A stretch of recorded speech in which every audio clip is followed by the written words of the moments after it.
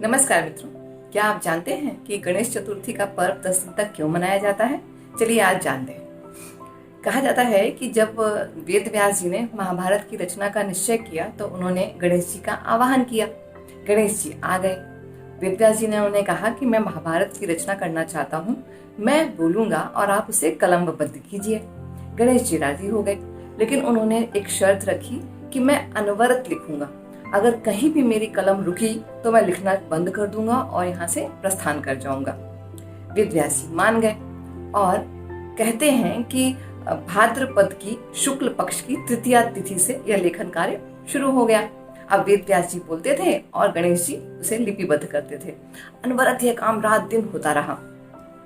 10 दिन के बाद जब वेद व्यास जी ने बोलना बंद किया और गणेश जी की जब अपनी कलम रोकी तो महाभारत का काम पूरा हो चुका था और वह तिथि थी अनंत चतुर्दशी।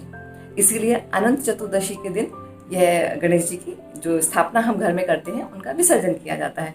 तो उस दिन क्या हुआ था कि फिर जब वेद व्यास जी ने देखा कि गणेश जी लगातार लिखते लिखते थक गए हैं, उनका शरीर जो है तप रहा है एकदम गर्म होकर और उनके शरीर में धूल मिट्टी भी जम गई है, तो इसके बाद फिर गणेश जी पास में ही सरस्वती नदी थी, उसमें जाकर उन्होंने नहाया और अपने शरीर को स्वच्छ किया।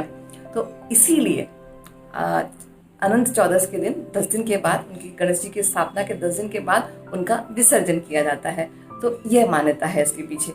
मुझे जब जानकारी मिली तो मैंने सोचा आप सबके साथ साझा करूं। जय श्री कृष्ण।